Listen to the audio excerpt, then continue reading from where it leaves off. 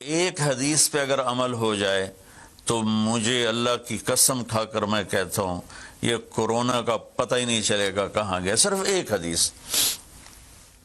میرے نبی نے فرمایا 4 باتیں مجھ سے لے لو پھر دنیا بھی تمہاری ہے آخرت بھی تمہاری ہے. 4 اذا کانت فیک.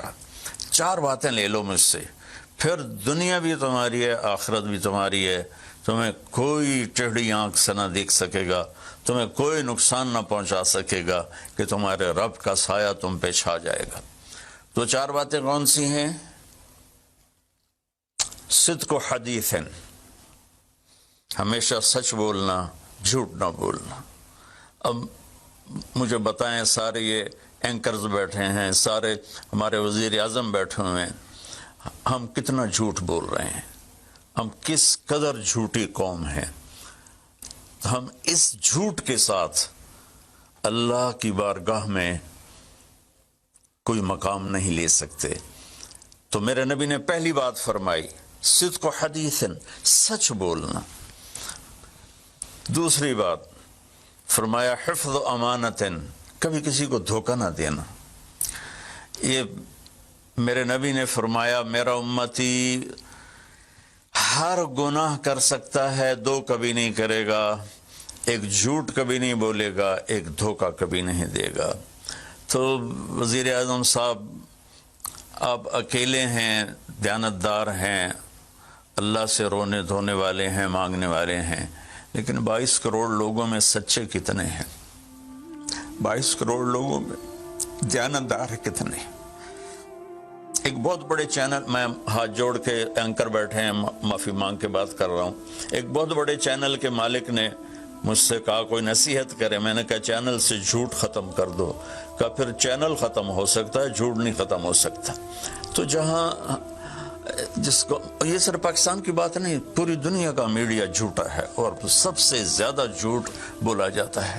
اور میرے رب کو, میرے نبی کو جھوٹ سے نفرت ہے. میرے نبی نے فرمایا پیاز کھا کے مسجد میں مت آؤ کہ فرشتوں کو تکلیف ہوتی ہے, بو ہوتی ہے. لیکن میرے نبی نے فرمایا جب کوئی مرد عورت جھوٹ بولتا ہے تو فرشتے اس کے منہ کی بدبو سے 3 میل دور بھاگ جاتے. تو جھوٹ اور خیانت کے ساتھ ہم کسی آفت کا مقابلہ نہیں کر سکتے. آپ نے فرمایا صدق و حدیث, حفظ و امانت, سچ بولنا چاہے جان چلی جائے, اور دھوکہ نہ دینا. مسلمان کسی کو دھوکہ نہیں دیتا ہے.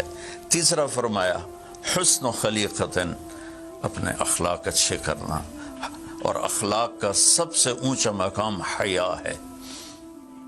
اب میں کیسے بات کروں, میرے دیش میں حیا کو کس نے تار تار کیا؟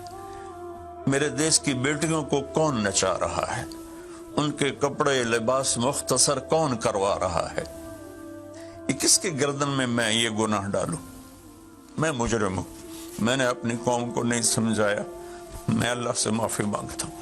لیکن جب مسلمان کی بیٹی بے حیائی کی طرف چل پڑے اور نوجوان بے حیائی کی طرف چل پڑے تو اللہ کی رحمت. سب سے زیادہ عذاب قوم لوط پر آیا کہ وہ بے حیائی میں ساری باؤنڈریز کراس کر گئے تھے, تو اللہ تعالیٰ نے ان پر 5 عذاب بھیجے. 5, کسی قوم پہ 5 عذاب نہیں آئے, ایک ہی عذاب آتا تھا, ان پر 5 عذاب آئے. تو تیسری بات میرے نبی نے فرمائی ہے کہ حیا والے بنو, حیا والے بنو. میری نسل ہے, مجھ سے خان صاحب نے بات کی تھی پہلی دفعہ کہ میں چاہتا ہوں کہ میری یوتھ اللہ کے نبی کے ساتھ جڑے, چونکہ جو ہمارے کالج ہیں, ہماری یونیورسٹیز ہیں, ہمارے خاص طور پر جو یہ پرائیویٹ سکولز ہیں, یہ امت کو, نوجوانوں کو اللہ رسول سے کاٹ رہے ہیں. تو اللہ تعالیٰ یہ پہلا شخص ہے جس کے لیے میرے دل سے دعا نکلی جب اس نے کہا کہ میں نے آپ کو اس لیے بلایا ہے کہ میری قوم اپنے نبی کے ساتھ کیسے جڑ جائے. میں کیا بتاؤں, جب تک اس بے حیائی کو نہیں ہم روکتے, اور کوئی روک نہیں سکتا ہے, اندر سے نیت نہ ہو.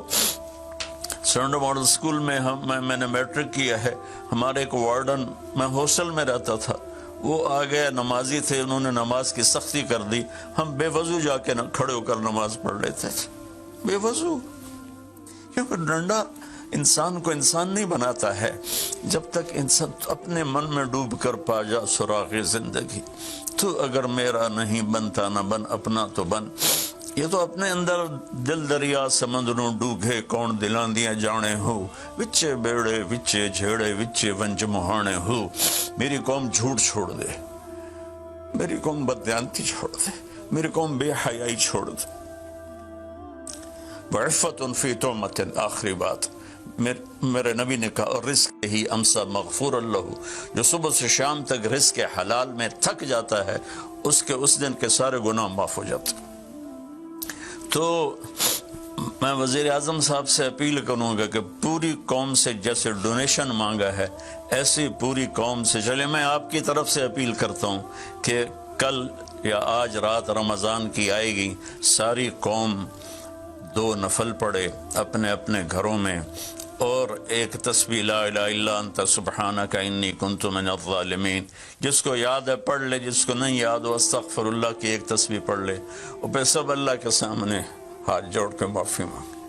اور اللہ تعالیٰ کہتا ہے ما من یوم الا والبحر یستاذن فی ان یغرق ابن آدم، روزانہ، یہ مسند احمد کی روایت، روزانہ سمندر کہتا ہے یا اللہ اجازت دے میں چڑھ جاؤں اور ان کو بہا دوں۔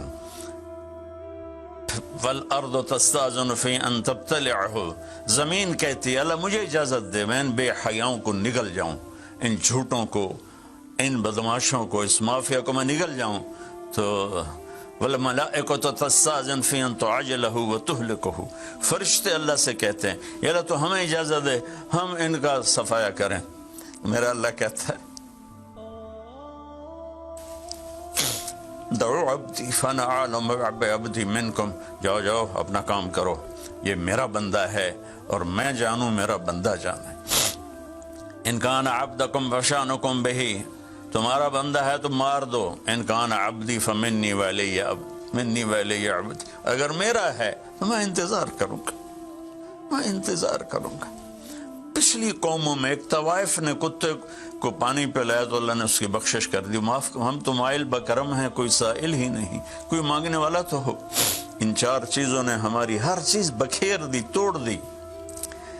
کسی بھی قوم کے لیے جھوٹ، بددیانتی، بے حیائی اور رزق حرام یہ ان کو تباہ و برباد کر دیتا ہے، اور کوئی قوم سچائی، دیانتداری، پاک دامنی اور رزق حلال پر ہوگی تو اللہ کا سایہ ان پر چھا جائے گا، اور دنیا کی کوئی طاقت ان کی طرف آنکھ اٹھا کر نہیں دیکھ سکتی۔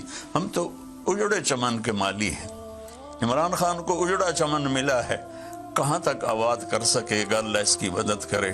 چمن کے تخت پر جس دم شہ گل کا تجمل تھا، ہزاروں بلبلیں تھی باغ میں، ایک شور تھا، غل تھا، کھلی جب آنکھ نرگس سی، نہ تھا جز خار کچھ باقی، بتاتا باغ ماں رو رو، یہاں غنچہ یہاں گل تھا، یہاں غنچہ یہاں گل تھا۔ ابھی عمران صاحب نے یرموک کی اور قادسیہ کی بات کی، کتنے تھے؟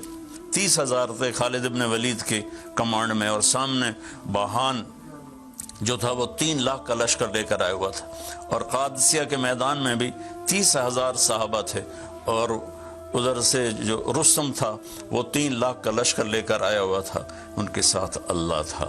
ہم اللہ کو ساتھ لیں، سارے اسباب اختیار کریں۔ مالداروں سے کہتا ہوں، میں نے اپنا کلپ الگ ریکارڈ کرایا کہ اس سال ساری زکوٰۃ ان غریبوں میں تقسیم کریں۔ آپ تک تو ہر آدمی نہیں پہنچ سکے گا، اپنے اپنے علاقے میں جو مالدار لوگ ہیں وہ اپنی زکوٰۃ غریبوں میں ان میں تقسیم کریں، ان کے گھر جا کر دیں۔ کسی ایک کی دعا لگ گئی نا تو 7 نسلیں ہماری آباد ہو جائیں گی۔ تو بس میں معافی چاہتا ہوں، آپ نے مجھے کافی دیر بٹھایا تو میں نے بھی تھوڑا سا آپ کا ٹائم لے لیا، تو آپ درود شریف پڑھیں۔